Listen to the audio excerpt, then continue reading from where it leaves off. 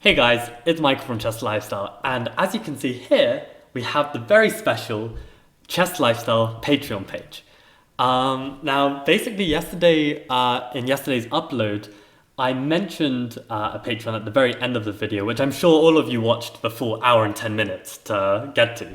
But for those that didn't, I had this idea to create a Patreon in order to showcase my tournament opening repertoire. So basically, over the last couple years, I've been playing like many tournaments, and recently more than ever. And I have worked very hard on creating a repertoire which I think is very practical, a lot easier to remember than a lot of the lines that other authors have published. And the reason why I think it's a really good repertoire that many people could benefit from is because I've really tried and tested it, and I'm constantly trying to learn more about the lines and make sure I understand every single move that I'm playing. And I thought that it would be really great if I could share some of these ideas with you.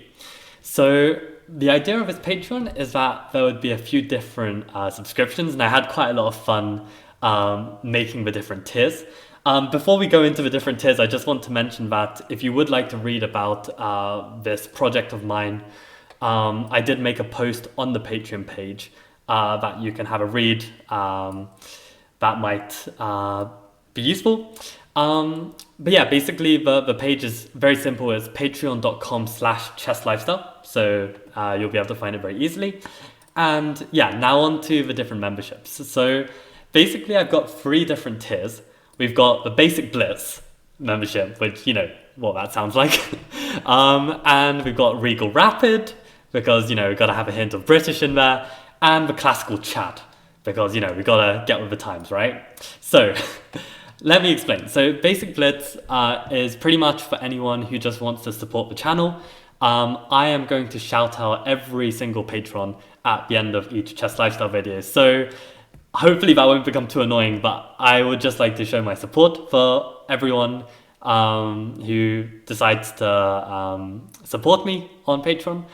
And yeah, then after the basic Blitz, we've got the Regal Rapid.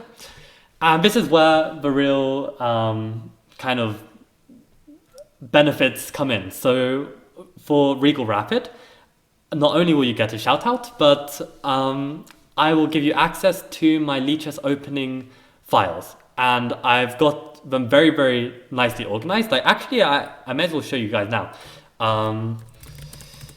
just to give you an idea of what you might be getting.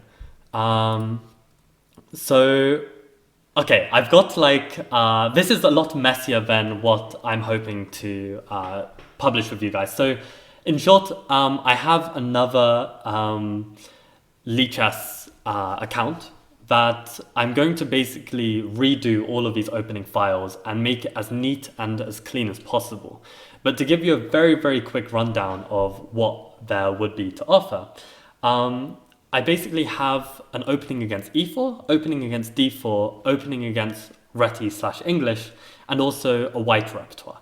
So with my Sicilian repertoire against e4, I've basically split the repertoire into main lines and side lines. And if you've watched my video yesterday where I kind of cover my entire repertoire very briefly, you'll see that I am playing the Sveshnikov. So I've got Sveshnikov 1, 2, and 3. And the differences between these, Sveshnikov 1 is this bishop g5 line with knight d5 without taking on f6. So these are the lines that come from here. Sveshnikov 2 would be the lines where they do play bishop g5 and take on f6 early, because that's got a very different characteristic. And then we've got Sveshnikov 3, which is when they play an early knight d5 without bishop g5. So these are basically the main Sveshnikov lines, and then I cover every single Sveshnikov side line that is possible. And then I've got Rossolimo, which I also consider a main line. And then we've got the sidelines. So we've got the Alapin and Mora, which I condensed into one. The Grand Prix and the Close Sicilian, which I condensed into one. And then I've even got some rare lines because ideally, like, I want to feel confident whatever my opponent throws at me, whether it's a main line, whether it's a side line, whether it's an extremely rare line. Like, I want to at least have some basic idea. And I'm not going to advocate, let's say, in the wing gambit. Like, maybe I'll just use this as an example. I'm not going to advocate for taking the pawn, because even though this objectively is the best way to play, there are so many different ways that white can play. White can play with a3, white can play with d4. It is way too much to learn and memorize for such a rare line. So the line that I'm recommending to play would be to play b6. And we actually have a really, really nice line. And, you know, as a wing gambit player myself, I know that I actually don't know the theory after g6 here. And this is a very interesting move because this g6 is a very similar theme and idea as what I recommend to play against the b3 Sicilians and the a3 Sicilians. So against these rare lines, I'm trying to like bring together some like common ideas that we can just play, and it will be a lot easier to remember than very specific concrete theory. And basically there's this idea where we allow this attack on our rook, which looks very dodgy at first, but after e5 there is always this move knight h5, and we can play f6. And this is a really interesting position that deserves further study, but as you'll see, the themes and ideas in this position are very applicable to the b3 Sicilian. So yeah, this is the point of my studies. Like, I'm trying to make work easier on the sidelines and go really deep and understand exactly how to get an advantage in the main lines. So that is the Sicilian. I also have the Benoni, and to let you know, I should probably let you know a bit more about my experience with these openings. So with the Sicilian, I haven't always been a Sicilian player. Like, when I was younger, I played the French defense. That was the first opening I probably learned. I played e4, e5 for like a few months, and then I first learned the French, and I played that for my whole junior career. But then I had one season where I was really struggling with the French. Like, I won and drew every game with white with the Reti. I won and drew every game with the Benoni. And then with French, I lost every game. So it was pretty easy to see that something was going wrong. And I don't think French is a bad opening. I think it's very playable and very strong, in fact. But you need to be a certain kind of player to knack it. And just to put that into like context, like, I have a friend, Ravi Harrier, who's a grandmaster, and he got his grandmaster, final grandmaster norm playing the French, and he has played the French his whole career. He won with black against the 2600, so it's absolutely playable. But I don't like the fact that you're constantly under pressure in a lot of lines, especially when white knows how to attack, and you often can be lost if you make one error. And that level of precision was just too much for me, especially in positions that were kind of counterintuitive. So I needed a switch, and that's why I tried Sicilian. I first played Kalashnikov and was having some good results with that. And then I switched to the Sveshnikov. And actually, it's funny because I switched to the Sveshnikov a week before the World Championship match between Carlsen and Caruana. And for those that don't know, that is when the Sveshnikov blew up, because Magnus Carlsen himself played the Sveshnikov against Caruana and had really good success with it. So yeah, I really love the Sicilian. I've been playing it for a few years now, and at first glance, it feels like it's an impossible opening to master because it's just so big and so many tries from white. But in fact, in a way, I find it easier to learn than, let's say, something like the Modern or the Perk. Because even though the Modern and the Perk, you're kind of playing more similar structures all the time, it's actually very difficult to remember concrete moves in very slightly different positions. Like, there may be one line where you need to play a certain way, and another line you need to play a certain different move order. And in one line, you'll be lost if you do the second line, and the other line, you'll be lost if you do the first line. And it's very confusing how exactly you should play. But in the Sicilian, you've got all these different setups from white, and it's very clear, like, what setup you're doing against what, and it's very understanding based, and it's playing for a win as black. Like, you're creating an imbalance from move one, there's no symmetry, and you're fighting for the win, and there's so many ways you can play. I think it's a absolutely great opening that I would 100% recommend. So that's a Sicilian. Benoni, I really have been playing since my start of chess. And Benoni actually used to be my favorite opening ever. I remember when I was a junior, I used to play in the Fawn CL, and the team that I was playing for absolutely loved me because I would ask to be black every game. So this was back when I think I hadn't actually learned Baretti. I was playing e4 and very badly. I was playing the Benoni against d4 and I was playing the French. And at the time when I was playing in the Fawn CL, like I had really good results with my French, I had really good results with my Benoni. And the captain loved me because I was just playing black every game. So they would just put me, they would adjust the team rank to always have me playing black. And I got loads of experience playing the Benoni. And since my junior days, I've basically had two renaissances. Is that the right word? Renaissances about my Benoni play. And one was when I got my coach Nicola, who's an international master, and he has also played Benoni since a young age, and he's an extremely amazing attacking player. And when I used to play Benoni as a kid, I would always just play on the queen side. Like I had certain different themes, and I'd play on the queen side a lot, and I would normally be able to make one of my like motifs work, and I'd have great success that way. And then Nicola taught me that you can actually play Benoni and attack on the king side as well. And that completely blew my mind, completely changed my way of playing. And he gave me lots and lots of ideas within this Benoni. But it was actually not until recently where I did a chess camp with Modern Chess, a website which I've recommended before, absolutely recommend it again.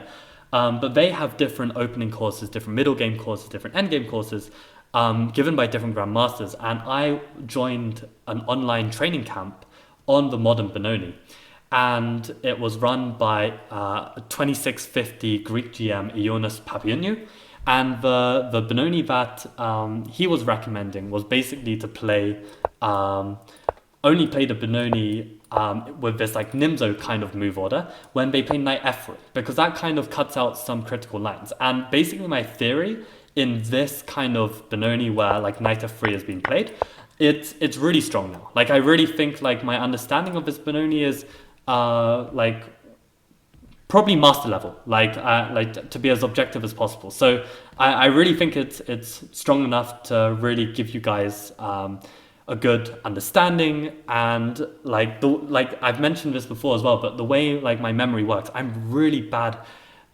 with my memory. I don't know if it's like I smoke too much weed. I don't know like what the reason is why my memory, I mean, it's always been pretty bad. But my point is that for me to actually be able to play a repertoire at like a master level, I need to be able to remember critical lines. And the thing is for me, like I need really strong understanding to be able to remember what I'm doing, but not just understanding, because sometimes like I will understand something and forget it.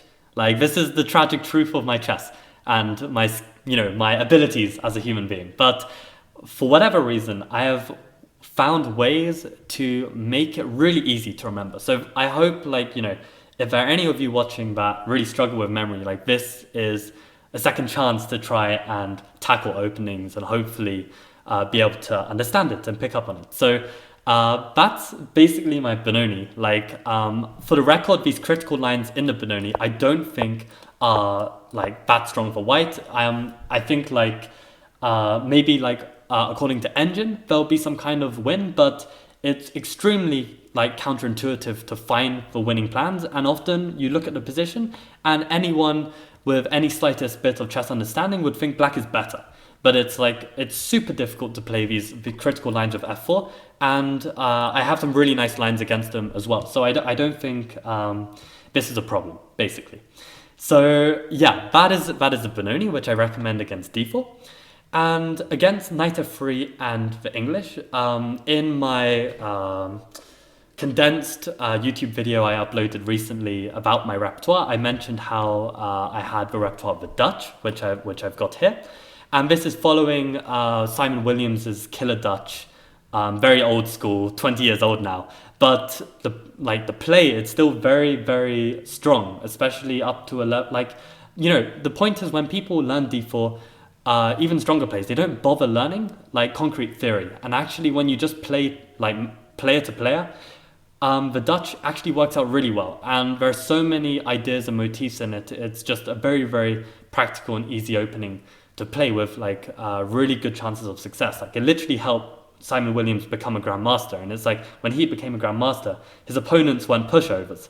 Like, you know, they may not have the strongest stockfish engine that will find some refutation in the Dutch, but they're strong players, and Simon Williams was crushing them with the Dutch. So it's definitely not like some shoddy opening that you know, is just refuted or something. It's very, very testing. But actually with the Dutch, what I found was that like you do need to be in a certain mood to be able to play it. Like if you're not in the mood to play the Dutch, you can't really get away with it. So what I've also been working on really, really hard recently is the hedgehog.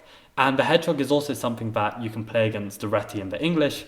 And I've been really looking into this because also as a Reti player, as white, that's the repertoire I'm going to recommend with white, you will also potentially face a hedgehog. So understanding it from a black perspective has really helped. And that's basically what I've been doing. Like actually, when I learned the Dutch, this was actually as a result of me playing the Reti and finding that I actually can't stand playing the Dutch. Like I would lose all the time to the Dutch. So it forced me to kind of learn the Dutch, and now I can kind of play against it. And this is definitely a way I would recommend you learn your openings as well. Like if there's an opening that you really struggle against, try playing it.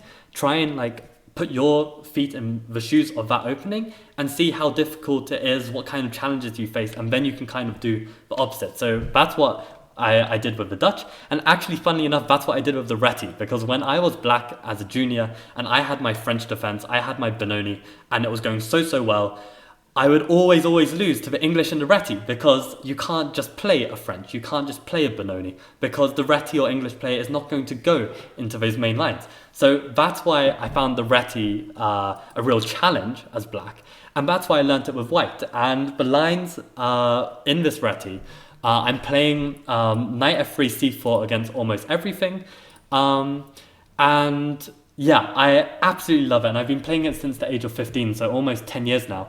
And I have huge amounts of experience and so many lines that I've worked on. And the funniest thing is that when I've watched like books written, I read books, I've watched video series on people like discussing the Reti, a lot of people don't have a good grasp of what the Reti is. Like, I'm sorry to say this, but like Chessable is releasing a course on the Reti, a lifetime repertoire, and it's not even a Reti. Like, I'm sorry, but it's literally like they're playing with like knight f3 c4 and with like e3 setups, and or knight f3 e3 without c4, I think, even. And it's just like, this is not a Reti. So I feel like I've got an extremely good understanding of the Reti. I've got an absolutely complete repertoire against everything black and face. I'm not just going to teach it like a system, I'm going to teach it like a proper theoretical discussion.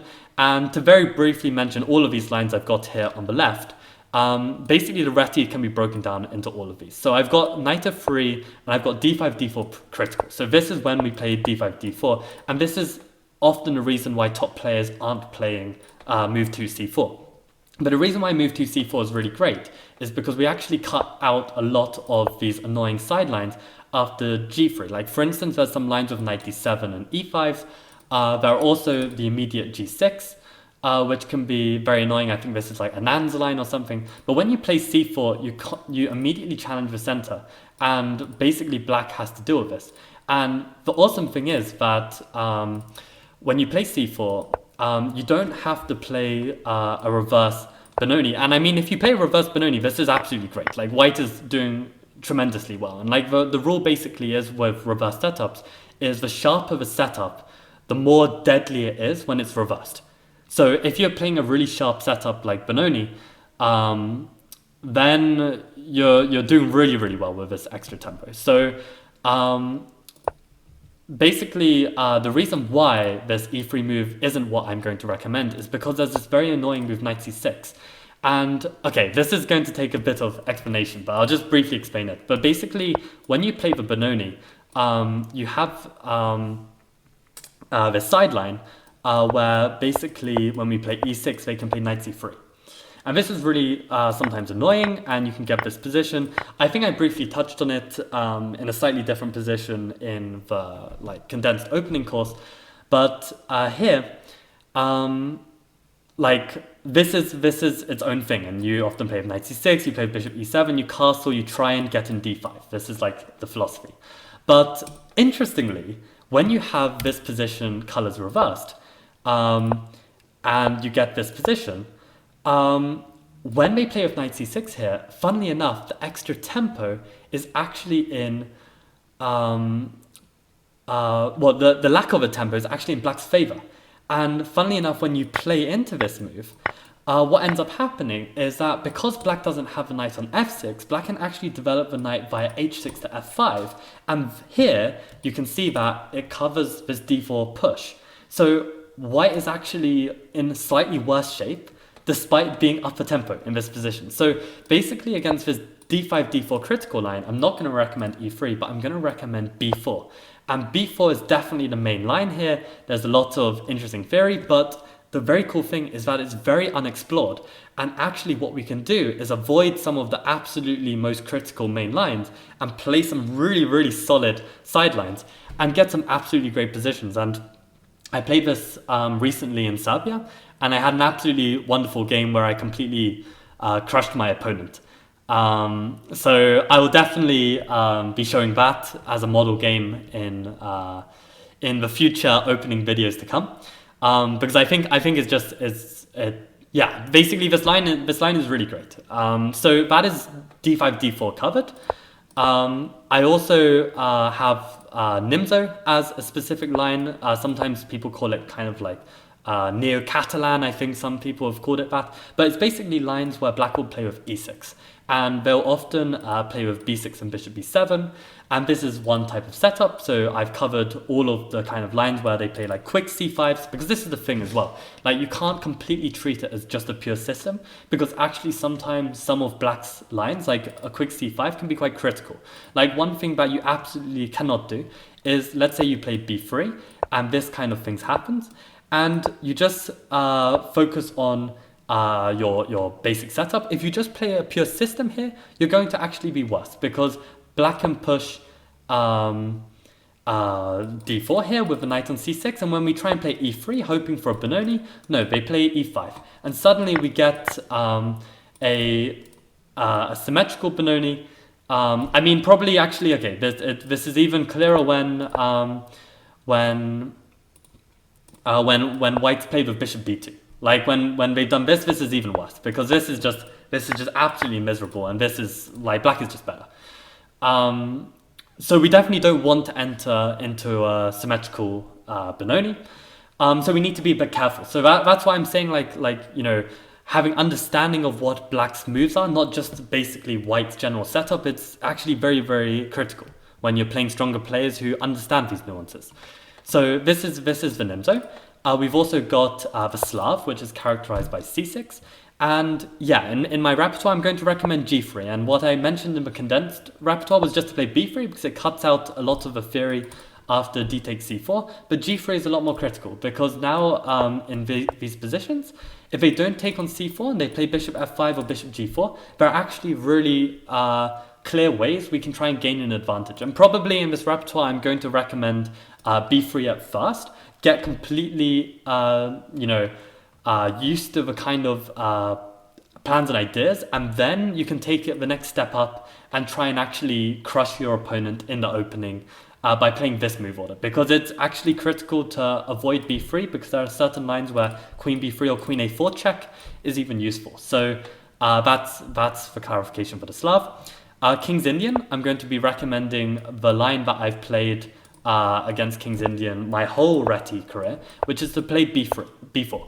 And b4, it's very, very nice, because as you know, King's Indian players like to do this King's Indian against everything, or Grunfeld players like to play with d5. And when you play with b4, you take black into a completely unknown territory. And this is really great, because you are playing with the same plans and ideas, and black is having to find their own way, and often a lot of black's like kind of default moves are even losing by force. So I've got some really, really nice lines in this repertoire, and the great thing is that it's really tricky. Like even in the lines that supposedly equalize for black, it's not simple at all. So yeah, I'm a really really strong advocate of this b4 move. It's like black can't even get an advantage. They can't even equalize in my eyes. I really think it's strong. So yeah, I'm a big fan of this b4. So that's against King's Indian and Grunfeld. Then we've also got what to do when they play c5. And or knight f6, c4, c5, and actually this is a reason why a lot of people don't play the reti, because they're afraid of these symmetrical positions. But the very cool thing is that we can actually break the symmetry very early on by basically switching into a Maroczy bind. And I have a lot of understanding and experience of these lines. I'm not typically a player that enjoys playing with so much space, but with this specific Maroczy, there are some particular key themes to remember, and actually I've had a lot of fun playing it. So I think I can really recommend it. And actually against this e6 move, which is basically the other way to play this type of position, the move I recommend is bishop f4. And it doesn't blunder a piece because e5 is just met by knight takes c6, of course, and then we're completely winning. But bishop f4 is the sideline, and it's super tricky as well. Like with best play, it's probably equal, but black really needs to know what they're doing. So I think this is a really promising way to kind of get black out of their comfort zone. Like the other thing you've got to remember as well is like when black plays the reti, or like black plays against the reti, I mean, like black often doesn't know what they're doing. They kind of just like play a system that they're familiar with. Like for instance here, when they play e6, they're probably like a Queen's Indian player, and they're just trying to like play something similar that makes some sense. And to be honest, they don't really know any concrete theory at all. So the fact that we actually have concrete theory, we also have plans, ideas, we also have experience, it gives us such a practical edge when we're playing against these players. So I really love this. So then the other thing is as well, that when I've seen like reti courses, a lot of the time they'll just kind of like pass over moves like g6 or move like b6, and they won't properly analyze them. But the thing is, like, these lines can be very tricky, and like if you just, let's say, transpose like for instance, let me like for instance, if they play d6 here, and you just think, oh okay, they're playing some perk, like I'll just play e4 and play a better position, they just could do c5, and suddenly you're playing a main line like Najdorf. This is like an absolute nightmare. You know, like you need to understand these different moves as well. So what I've done is I've got particular, like specific lines against what to do against g6, specific lines against what to do against b6, specific lines against the Dutch, specific lines against d6, and so on. And what I try and do is I try and have as many familiar positions as possible. Like I really try to avoid having to learn very difficult lines to play for white when it's unnecessary. If there's a way I can kind of play the same system against g6 and d6, then I will try and do that. So basically I'm trying to cut the amount of work you have to do, but also ensure that you have enough depth and understanding in your lines so that you'll be able to play a great opening and thus a great game of chess. So that is basically all my repertoire. Caro-Kann was a project I had a while back, but I'm not really playing it much anymore. I'm pretty much playing Sicilian every game. So that is the repertoire. If you are someone who likes to play with plans and understanding, and you're someone who likes to play for a win with both colors, then I think this repertoire could be for you. I mean, like right now, my teaching experience is mainly for kids, the ages of 7 to 12. And because of that, I think I've got a very, very clear way of explaining things. And what that can be useful for is when I am training myself and I'm learning things from like 2650 Grandmasters, for me to take that and then condense it into a way that you can actually understand, you can actually remember, I think that is basically my selling point of all this, that I think like you might be able to gain something from. So that is basically all from me. I will quickly say one last thing about the Patreon. So basically, I'm going to give you access to everything I just showed you there. And I'm going to have as many comments in those studies as possible, and basically I color code it. I color code the lines as well to basically help you remember the key moves, the critical moments, and critical lines. So that will all be there. I am going to basically make opening repertoire videos, a bit like this video right now, but on specific lines, and really try and help you understand and memorize the lines which you're going to have access to. So I'm going to start filming those today, probably. And yeah, that's the thing. If you subscribe like per month, you're not going to have every video like on access immediately, because I haven't made any of them yet, but I'm going to start making them. And basically, you can subscribe, you can download all of them, you can keep them, you can stop subscribing a month later, like whatever I've uploaded and created, it's yours. So at that point in time. So hope that's clear.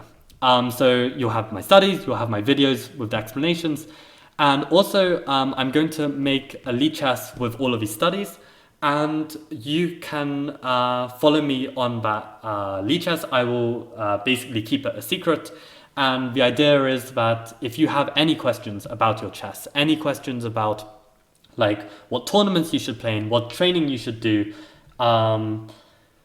anything at all, you can ask me.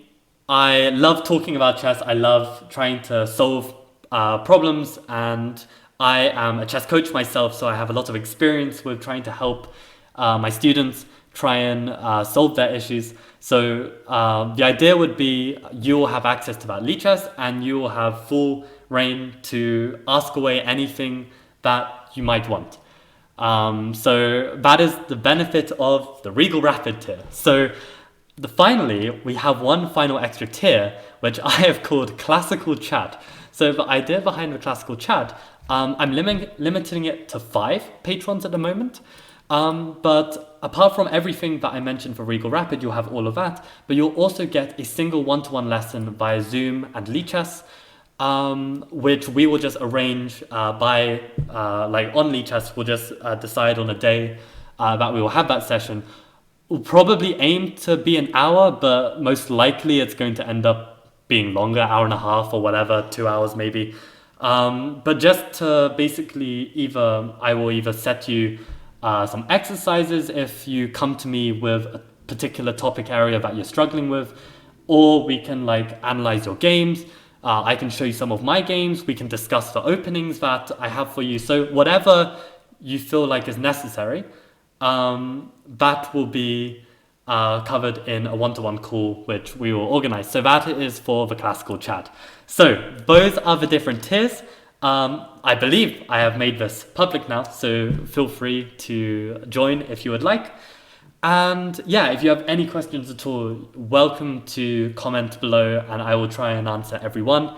And yeah, I hope some of you can benefit from this, and I think it will be really fun to go through all of this, because to be honest, when I think about my chess, one of my strongest aspects is my openings, and not because of, let's say, the sheer amount of memory that I can remember of the lines, but just my deep understanding of them, and also my ability to basically choose openings that are really practical, that really give results, not just, following Stockfish onto move 30 on some obscure line and, it never comes up and it makes no sense. That's not what this repertoire is about. So I hope that is as clear as I can be. And I look forward to seeing you on one of these tiers. And of course, you don't have to join, no pressure, of course. Appreciate everyone in whatever way you would like to support Chess Lifestyle. So yeah, that's all from me, and see you in the next video. Bye.